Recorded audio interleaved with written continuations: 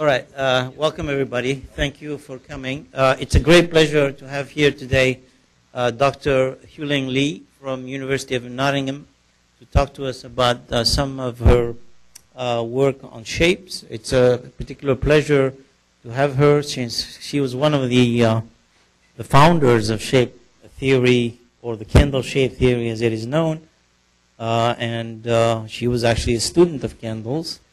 And contributed also to the book on shape analysis. And it's a pleasure to have you here. And she's here actually for 6 weeks with SAMC. So we grabbed her today to talk to us about shape analysis. And it's a pleasure. Thank you for coming.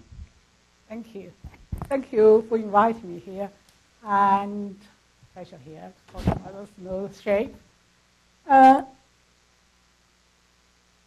Probably some of you have heard this, most of the content of the talk already, but I think just for majority of people, so I just start from beginning.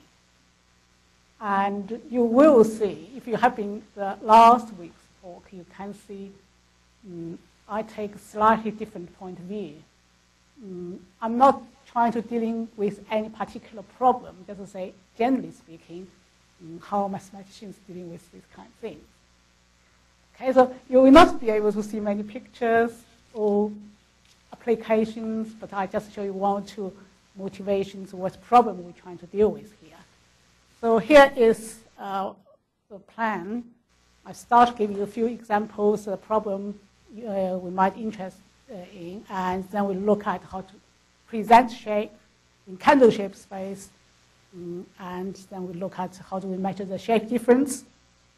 That is use the so-called shape difference, so use the shape distances. And probably I'll talk a bit more about mean shape and then how do we fit shape curves. Okay, motivation and problem, first one. The problem initially started this research is really about, in statistics, in biology more precisely, data we collected is about configuration. So you have a landmark in the biology, normally they call landmark, finite number of landmarks, but of course in the applications you can pick up some point, equidistance, for example. But the inference or conclusion we would like to draw, or question we ask for, is about, actually it's not about configuration itself, it's about the shape of the configuration. So that is a things for example here. For example, if we, in the biology, sometimes we want to compare the changes, changing in shape instead of changing the growth. We want to compare the different species. We're going to see example later on this type. And I think now I have a lot of applications about, about the facial changes in security. And also probably is about aging. Another one is about in the medicine, probably you're looking to a relationship of shape changing with respect in relation to the growth of tumor, for example, is, for example, can you use the change of shape to distinguishing between the malign or benign? And probably you're more familiar about human movement data here. Then you're interested in the shape changing here, and that's normally related to the engineering design here. Now that is a very old example I use here in the book Things book. That is a question here in a lot of biology about 20, 30 years ago they asked about the questions. So that's a rat data on the rat skulls. So they have, oh, you can't see, oh, you can see that. So they got what they got. Biologists can identify corresponding landmarks. So there are 8 corresponding landmarks here. So the questions, they also recorded this set of the rat skull in a different time. And in the early times of their life. So the biologists interested in say, of course, in the early lives, the growing size, no doubt on that. Where the question is whether they change in shape as well, and how they change in shape. That is a set of data, another set of data about the human move data. But it's not original data. The original data is three-dimensional, and that's a question related to the, I think, the design of a car. So they ask to doing experiments, move the hand, change gear, for example. They have a full landmarks here, and recording at 10 different times. So the question is, for different persons, whether, of course, when they move, this shape will going to change, whether they change in a similar way or in a different way. So that's all the examples. Okay, so now questions here you need to remember is data you have actually is about configuration itself. It's not about the shape, but all the question you want to answer is about the shape. So that is where I think I will say the basic candle shape philosophy behind the candle shape space. So we started with configuration. Okay, so our question is how do you define what do we mean for the shape of a configuration? So generally speaking, you say you want something is invariant with respect to translation, scaling, and rotation. That is how defined here. But sometimes you don't want reflection either. And so how we do it? So in generally speaking, shape is a geometric concept, but we would like to say we present this geometric concept as a point in some space. As a statistician or mathematician, if you say you have a space, you have points there, then you can do lots of things. So we don't want geometric things, we want some algebraic things. So what we start with is we represent the configuration, and which has a k labeled points, but we also are not identical ones. So we think each landmarks or points as vertices, as a column vector here. So we arrange them as a m by k matrix here. Okay, so each column here, that's row vectors here. So you arrange them, become matrix here. Okay, so we start with this matrix. This tells you what is the configuration. The first thing is we do easy part.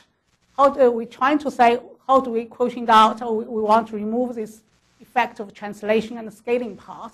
So how do we do this part? That part, two parts actually is relatively easy. So we do is first start with, okay, we say, we don't want the translation. So what we do is we remove the configuration such that its center is in the origin. So in other way, you use this matrix, subtracts the center part.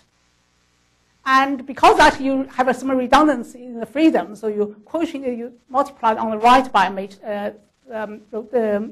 orthogonal matrix, such that makes this first column of this matrix. So that is that matrix, this matrix. Okay, so you multiply. So after you pick up a proper matrix in the orthogonal group, you can change from this original configuration matrix to a 0 column plus another matrix.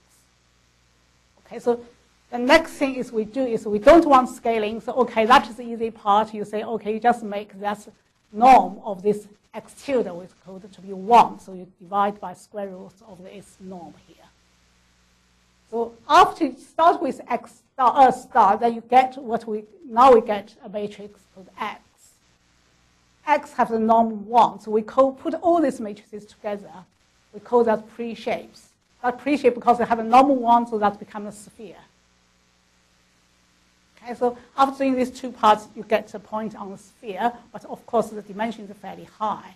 But instead we put out a column vector or row vector. What we do is we treat it as a matrix here. Okay, next part is a difficult part. We still don't want a rotation. So how we do rotation? So we say, okay, briefly speaking, you shape space actually is you start with this sphere, but you want quotient out the rotation group. So we say that is a shape space. Now that's a bit complicated. You say, okay, how you represent this shape? Anyway, so essentially you want coordinates, so in other way. So now that space becomes very abstract. Generally speaking, you can't see what the shape space is after doing that. But you could choose the possible coordinates. One way is you use this x transpose x. So you become a semi-positive definite matrix. Okay, that gives you local coordinates for the configuration. That actually, probably a lot of people in the statistics use that representation quite a lot. But another one is doing, actually it's not difficult either, is you start with the pre-shaped matrix here, and you're doing singular value decomposition. You get 3 parts, then you take the middle parts, the eigenvalues and the rotation matrix on the right. That also gives you a good coordinates, but a bit abstract, but sometimes easy for you to do analysis. So that's coordinates. The second part, how do you measure the difference? Because you want to compare the difference between the shapes. As a mathematician, you always say, okay, the way you compare the difference is you look at distance. You want something the difference. So you want a shape difference. So how do we do that part? Okay, so because you look at this part. Okay, so its idea is from this part. The shape space is quotient space. You start with the sphere, so you will say you quotient. So in a sphere, you look all the points on the sphere which only changed by rotation. You take all this subset of points on the sphere as treated as a single point on the shape space. So you want to define, say, okay, how do you do this distance on the shape space? What we say, okay, you can start from sphere because that is something we are familiar with. Okay, so we start with, you have 2 points pre-shapes on sphere. You know how to compute their distance. Okay, so you start with, on sphere you have 2 sets. One set tell you subset, give you all the possible changes of x with square rotation. If you rotate this matrix, you get different points on this, what we call the fiber. So here is another fiber that will give you the same point on the shape space. So what we do is, okay, you got distance between any 2 points in the one fiber and another point in another fiber, you can compute their distance. But we say, okay, you can move 1 point, fix any one here, then move another one along that fiber, trying to see what is the minimum distance. Okay, so that is the idea. So what you say is, you choose a spherical distance on the sphere. That is, if you don't have R here, so that distance actually is arc cosine trace y x transpose. Give you distance on sphere between y and x. But we won't say we move the 1 point on the fiber such that you want to minimum this distance. That means you maximize that trace here. Okay, so the distance, Cantor distance is defined in that way. So in a way, it's induced from distance on the pre-shaped sphere, or on the spheres, which you can visualize it. Question is, okay, that's well defined, how you do it. It's not difficult. Question is, how do you compute that one? That is the part, so that is not difficult. Once you understand that part, so what you actually can find out what is this maximum. You can solve this equation here. If you fix y and x, you just change the rotation here. Turns out, very simple here, actually, that whole distance between the shape of x and the shape of the y actually is arc cosine, because arc cosine here carry on to this part, and that maximum part actually only depend on the eigenvalues of that matrix, x, y transpose, y, x transpose. Now, you remember, x, y both have is m times k minus 1 matrix. So although it looks very complicated, actually it's m by m matrix. So if you look at 3D configurations, that is a 3 by 3 matrix, very easy for you to find out what is eigenvalues and eigenvector. Okay, so it's in the practice very easy for you to do, even you don't need a computer to do that. 2D even easier. And also, of course, you say, okay, what will happen if I don't want arc length on the pre-shaped sphere? I want Kodo distance. That's easy. Distance on the Euclidean space. That's even easy to compute. You can do the similar things here, but that's become just essentially the same because you become a function of this distance.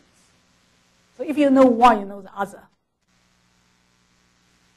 So the point here is the the idea here is everything, because the information we have is on the configuration, so we try to use that information, carry on to the space of shapes. And that also say, if you keep that in your mind, and it's fairly easy for you to compute the distance. For example, if you want to compute the distance between x and y, it's from this formula, it's fairly easy. Everybody can do it. Okay, now if you use this distance, then you're doing bit analysis, you can find shape space for configurations of one-dimensional Euclidean space that becomes sphere. That's partly because you've got no rotation to pushing out. SO1 is itself only contains one element. So that essentially is pre-shaped sphere itself. So that's the sphere. And sigma 2k becomes slightly complicated, but mathematically speaking, still fairly easy to compute because it is a well-known space. In mathematics, they call it complex projective space. One example is if you look at space shape of triangles in 2D, that becomes a sphere. So that is, everybody can do that. Question is how this line in how the triangle line on the sphere, that is the example here. That's only part of it. Okay? So that is North Pole. You got equilateral triangle, stay in the North Pole. So the South Pole is a reflection of the North Pole. You remember we did not quotient out reflection. So if you go to South Pole, it's a reflection of that triangle, equilateral triangle. This part corresponding equator here, you can see that all the collinear triangles, all the 3 points on the same line, actually all these shapes are lines on the equator here. So if you go along that geodesic grid circle arc, you can see how the shape changed. But if you want to do analysis, you can see, I forget all about the shape. I just treated them as a point on the sphere, so you can do a lot of different things.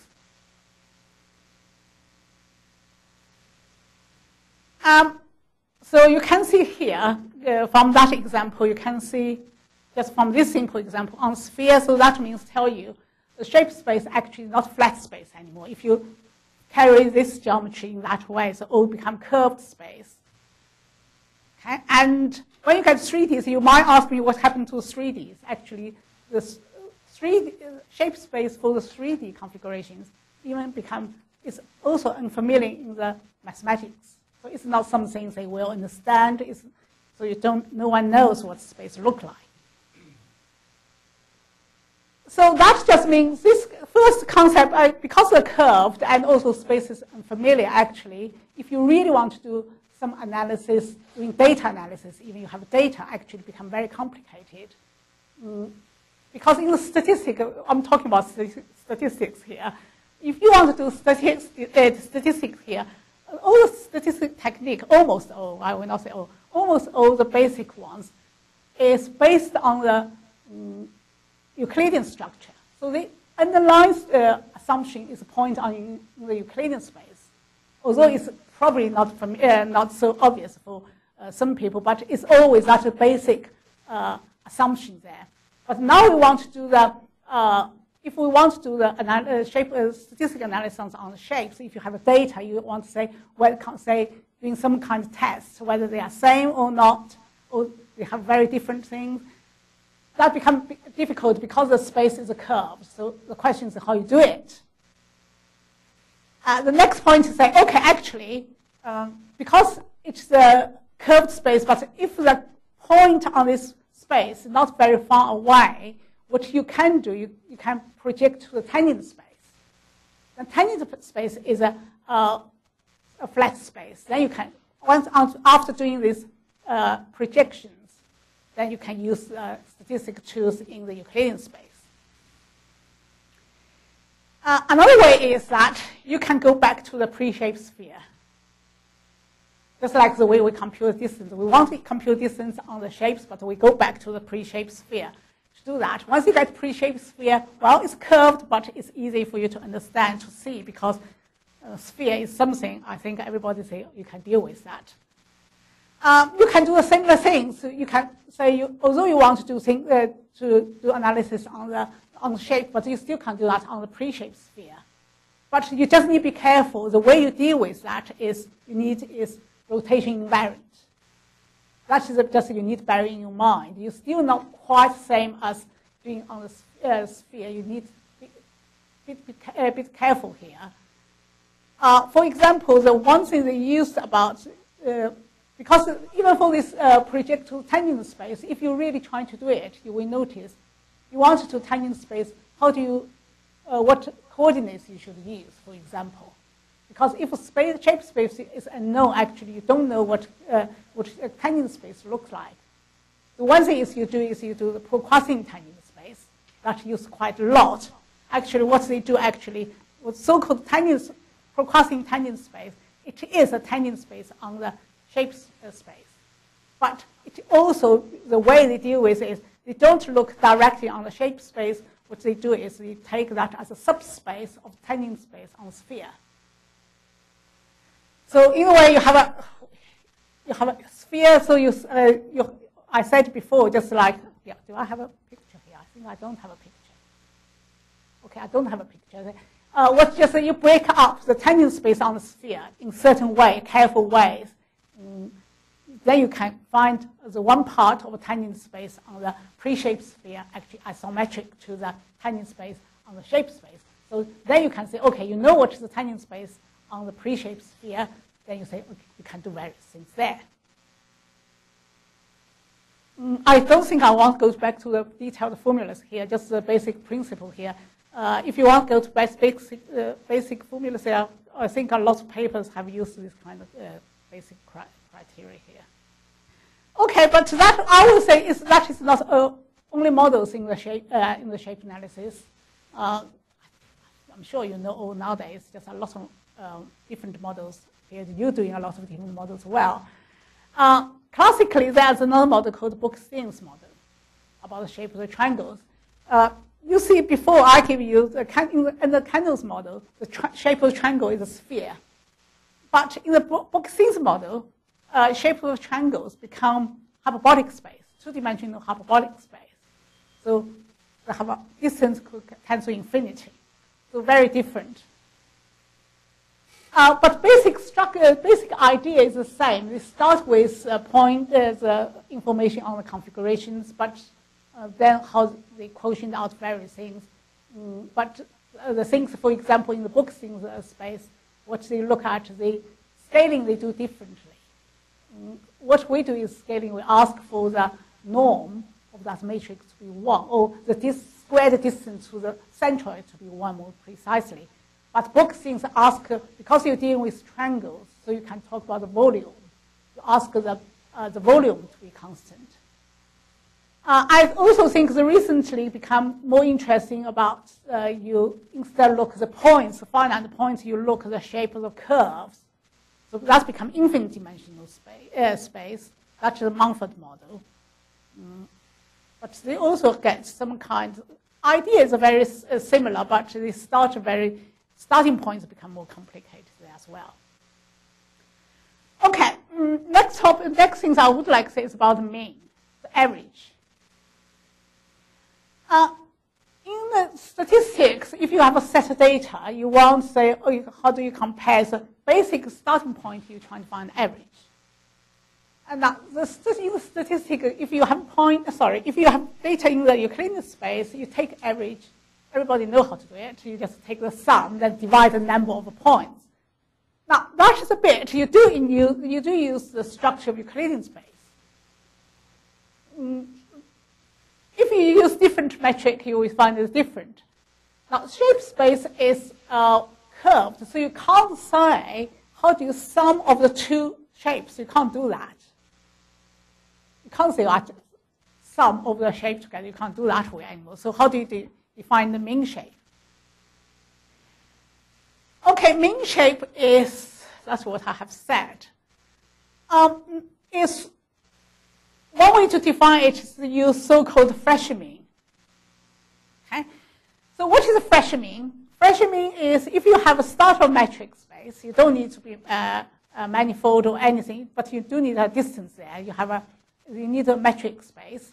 Then you have a probability distribution on the metric space. Then you can find this integral here.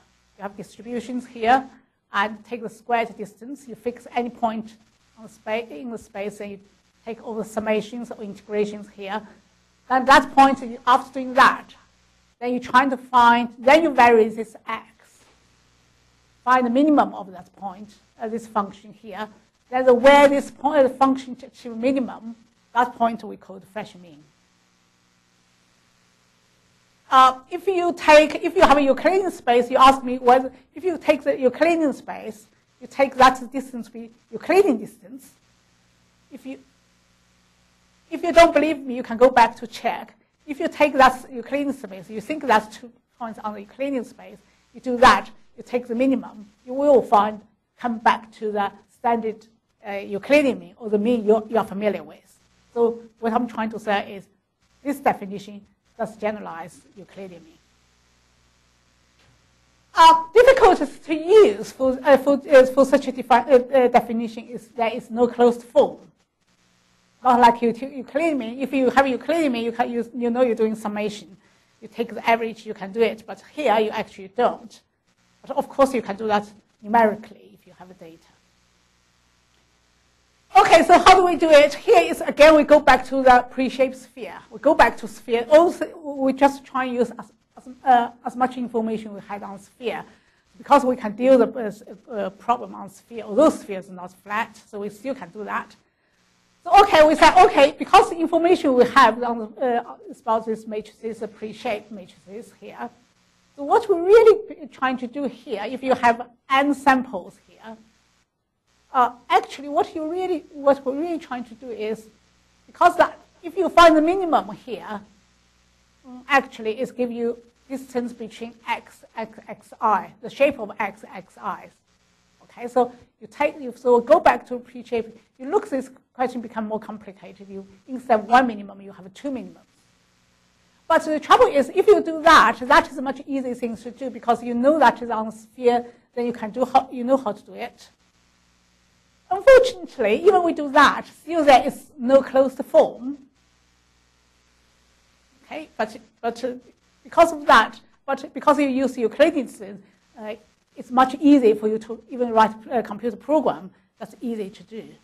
So you can solve this kind of once we lift it to the pre-shaped sphere, actually you can solve it numerically. And also, if you change this distance, if you choose this distance, procrastinating distance, procrastinating distance is what you do is you choose the quota distance to start with on the pre-shaped sphere. Then you can find a computer program. I think even you can find online to do it very quickly. You even don't need to write program yourself. You can do it. And also, but also, if the data is very concentrated, very close together, what you can do actually, you can just you just project all the things to the tangent space. Once you get tangent space, you can take the Euclidean mean on the tangent space. Actually, this gives you a very good approximation. That simplifies a lot of things. So what you really say here is, if you find when you're doing this, if you have data here, if you find they're concentrated, very concentrated, distance between them are very, very small. So then what you could do is you just project to a tangent space, then you just take the Euclidean mean. That gives you a very good approximation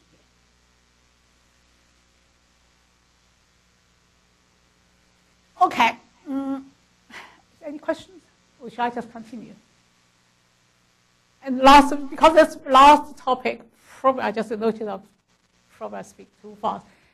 About fitting curves, that is, if you want look at shape changes, if you want to say you have a data at different times, you want to say how this changed. That is again something fairly classical in the statistics. Normally you have points in the Euclidean space. You say, okay, how do you fit curves? There are various issues, there are various ways to do that in statistics, if you are pointing in the Euclidean space. But again, if you are on the manifold, on the curved space, then it's not so obvious how you do it. Okay, so one way to do it is, I look at so-called spline fitting Euclidean space. So what is spline fitting?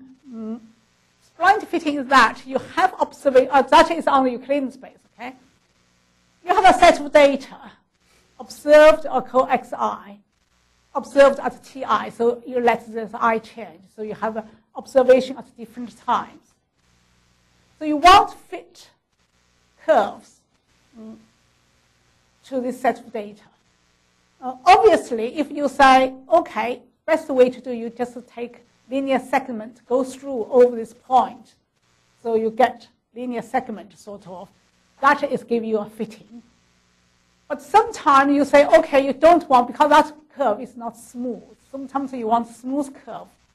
So you don't want so close, you don't want to go through the point, but you want some kind of smoothness on the curve. So one simplest way is to do that. So that is distance. You want the fitted curve not too far away from the data here. So you take the square distance. But you also want smoothness. So you want the function here ask for the second derivative exists or is integrable. So you want some kind. Of course, if you say you want more smoothness, you can add it more on the derivative here, or you can change to the first order derivative. But for spline fitting, normally ask for second order derivative here. And Wi is a weight associated with the data. So you might want, say, they have a different importance, this data at different times. So sometimes you want to put more weight on some point, so you can change this Wi's. And then if you want trade-off, if you want very close to the data, or you want very smooth, what you can do is change this parameter. So the lambda here is control the smoothness of the curve and how far away from the data. Okay, so but normally in the statistics they have a way to choose the best lambda there, but that is not something I want to do that. So that is the way you do that fitting for the fairly classical standard, one of the standard methods to fit points in the Euclidean space if it varies with respect to time. The question is how we do it that way. You have two ways to do that. One way to do it is, okay, you can change because that's a square distance. So you can replace this part as a squared distance, whatever space you are at. So if you have a distance, you replace this part as square distance. And so how we do derivatives, second order derivatives here. If you have a manifold, second, you can also have a corresponding concept, so-called covariant derivative in the manifold. So you can replace this second order derivative by the covariant derivative here. Again, if you replace that one, these two parts, distance, square distance, and the derivative, then you can formulate the question in certain ways. Now the problem again is, if you do that, definitely they give you generalization here. And it is fairly, if you really want to get some kind of solution here, it's fairly complicated. The reason is that it involved high order of the covariant derivative. That's difficult here. I will try here to look at a slightly different technique. It's in a way, it's also the generalization, some kind of generalization of the spline fitting, but you can't quite formulate a problem in this fashion, just like what I explained. You just change the distance, square distance, change the derivative. But give you a geometric interpretation, and somehow you can see you can solve this kind of problem, at least numerically. Okay, because here it's complicated. Also, you ask me what is a covariant derivative here and how you compute it. So you need a lot of information on the manifold. Okay, so I'm going to take this so-called Jap-Kent approach. The original approach is about how do you fit curve on a sphere. If you have spherical data, how do you do that? Okay, idea is use so-called, in the geometry code, unrolling and unwrapping. Or if you are familiar with geometry, this is something about parallel translation. Okay, so the idea is really they're trying to do is, okay, instead of a fitting curve on the sphere itself, what I'm trying to do is I try to get back, somehow get data back to the tangent space. Then you get Euclidean space. Then you can fit, you can use spline fitting in the Euclidean space. So there is a slightly different approach. So the question is, what is unrolling and unwrapping? Okay, and how do you fit it? Now, before I say that, before I answer that question, shall I say this technique is different, slightly different from the one I just explained to you. But it is also a generalization of a spline fitting in Euclidean space. If you go back to Euclidean space, it gives you the same thing because you still go back to the flat space, so that gives you the same thing. And also can be applied to almost all types of data set. That bit I need to explain. What I mean is that is you don't need data to be concentrated. Because if data is concentrated, you can just, like what I say, you're just doing projection on the tangent space itself. And if the data is not concentrated, if you do projection, actually you distort the data quite a lot. So we don't want to distort the data much. So that is what I'm saying, it's all type data, so you don't require it to be concentrated. And also, if you ask the geodesic as a best fit the curve, if that is your requirement, you only want to fit geodesic, then actually, what you really need to do is use regression fitting on the tangent space, then following that procedure I'm going to talk to you, you will get the geodesic for the fitting the curve. So that's easy. So that's related to the regression on the Euclidean space very well. Okay, so that is a good part. You can it's generalization, and you can link it with geodesic and regression, because regression is a fit straight line. But here says generalization of the straight line, the manifold is geodesic. So link these two things well together as well. Question is, what is unrolling, what is unwrapping? How do you do it? Okay, that is a picture. Okay, so you think that's the manifold here. Okay, that's the manifold, it's curved. Now, you have a curve on the manifold. You can do either way. At the moment I'm talking about, you have to start with a curve on the manifold here, and starting at this point. So what we do is we take this tangent space as a starting point. Okay, now you think about that, you fix this tangent space here, that is tangent space. Now you roll this curved space to the tangent space along this line. So at each point, only this point on the curve touches this tangent space. Okay, so you don't wobbling around, you don't anything, just you have a curve. Every time you just let this curve touch this tangent space. If curve turning, you also turn. So you do that. So what happened is, if you start with a geodesic here, that is geodesic, that is geodesic. So you have a 3 geodesic segment on the manifold. So if you do that, then the geodesic becomes a straight line. Okay? Here you need this curve, you need to turn this angle alpha 1. You do same turning, you keep this angle, doing exactly the same turning. Then you go along that part of geodesic, you get another curve, straight line, and so on. So that is unrolling. Okay?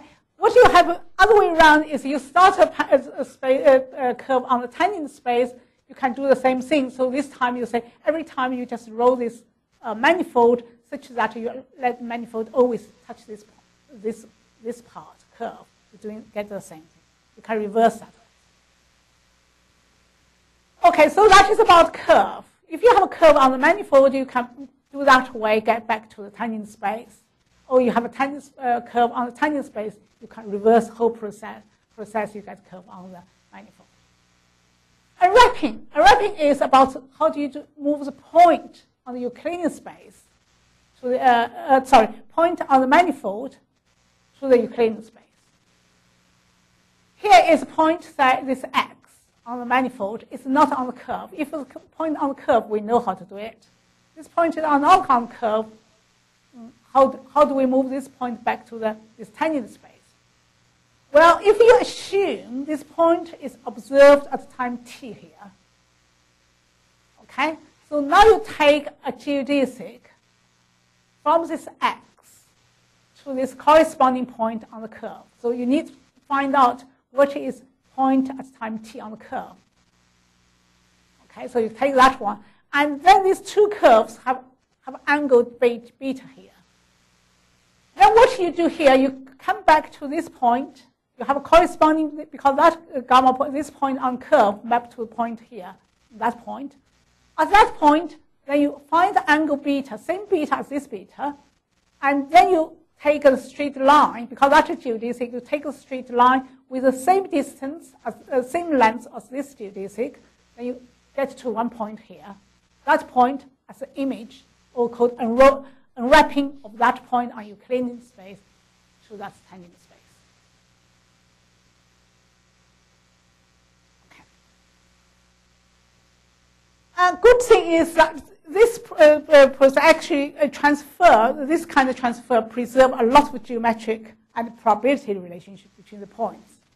Because just so you can see, preserve angles, various angles, and if you have certain distributions on x, you can see, if you do this way, you can get very good approximation or very good distribution for its wrapping point on the Euclidean space. So if you know the distribution on the manifold, then you know the distribution on the tangent space, vice versa. Okay, so now what is the definition? That's unrolling and unwrapping. What is the definition itself? It says, actually, if you use manifold value spline function on the tangent in this way, you fix lambda. I'm not talking about lambda, okay? I'm just assuming lambda is fixed. You have a set of data that's observed at different time ti's at point xi on the manifold here. And the spline fitting is actually trying to find the curve gamma itself, such that if you are unwrapping all the data back to the tangent space at this initial point of this curve, when you get to that, you fit this curve on the tangent space, then you get exactly the same image of the initial point, image of initial data on the tangent space. In that sense, this curve is spline fitting for the original data. Okay, that is about unrolling and wrapping. And the Kent and Jap have a way to do that on the sphere, because again, the sphere you can see it. The question comes back to me. Now you get your shape space. It's complicated. How you do it? Still same thing, isn't it? You come back to the same thing because you got more complicated. You can explain it.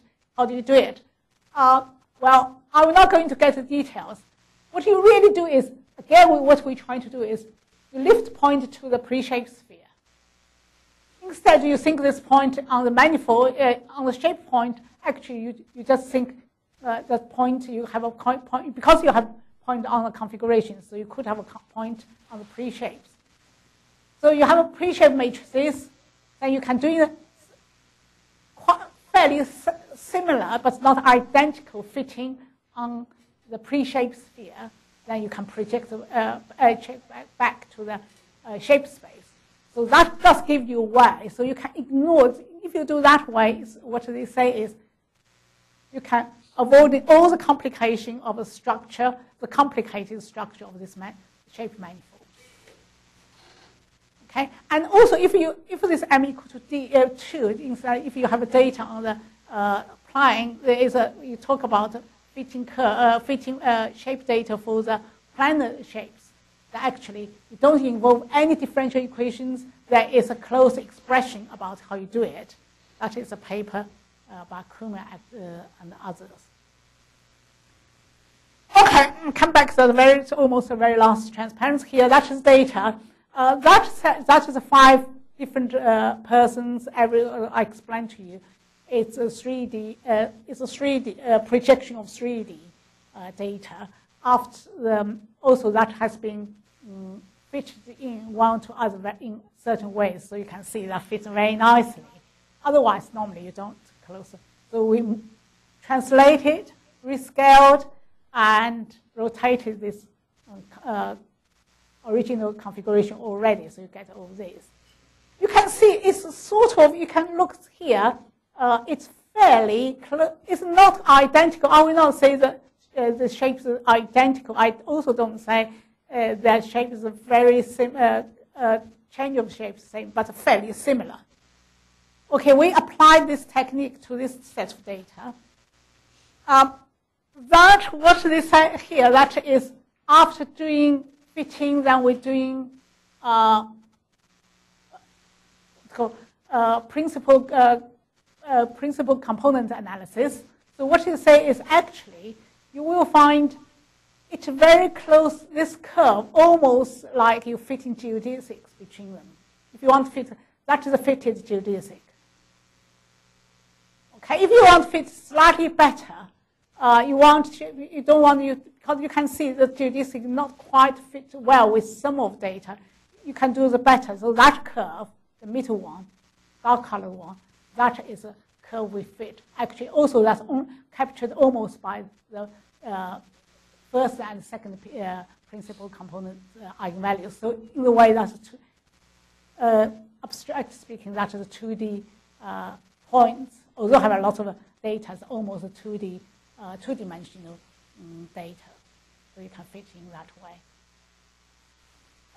I think I just stop here. Yeah, that's good. Any questions? Yes. Is the unrolling and mapping, is that a one-to-one unique map? Is that invertible from manifold to the tangent space?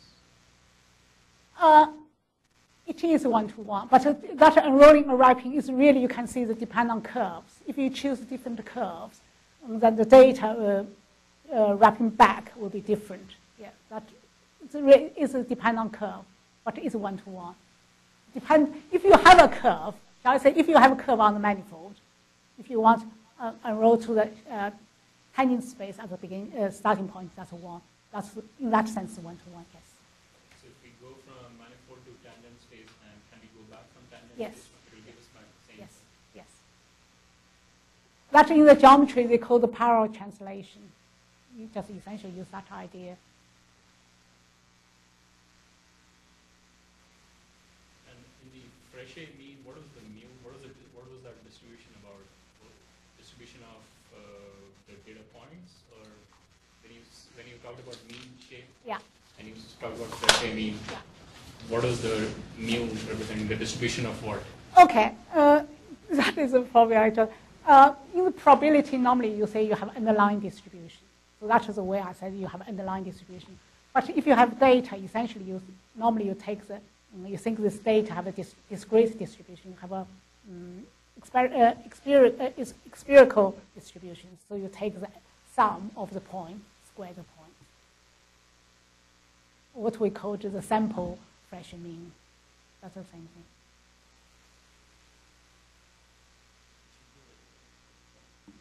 That's assuming that your data is pretty concentrated in the sphere, and you can do it at that point. Yeah.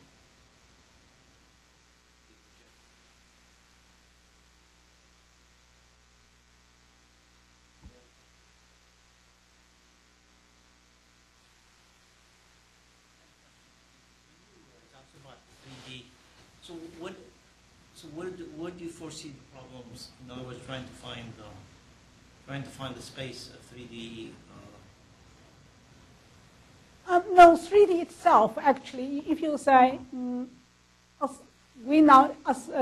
as an object of the mathematical pure math, you say what's a space? Actually, we know a lot already. But if you say you want to do something useful for statistics. Idea here is a lot of things that, a lot of things you can see in the pure math, but just like a lot of concepts in the manifold, it is exists. You have certain properties, but if you really always say you have a set of data, how are you going to use these properties, all these kinds of things to deal with this set? It's very difficult. So idea here is to say, okay, actually, you can avoid this problem. Everything you can, as long as you do carefully, you can go back to the pre-shaped sphere. We can see the sphere, so we can do things there. But you need to be very careful when you do that. 3D is that you still can do the same thing. I will say just like a mean, you still can do the same thing. The mean part, I think, if you're only interested in fraction mean, that you can deal with that easily because you still deal with general manifold. You're trying to do computationally, you're trying to find it. So that's still okay. Fitting data, in theory, you still can do it. But you don't have a closed expression. You need to do it numerically. That's the only thing I'm saying. If you do that, sometimes another thing is about if you do statistics, you like the distribution. In 2D, you got a lot of nice distributions you can deal with. You have a distribution, you have statistical models, you can do it. But get to 3D is very difficult to deal with that. But if you are only interested in the numerical solutions, all this kind of idea, you go back to the pre-shaped sphere, it's going to work.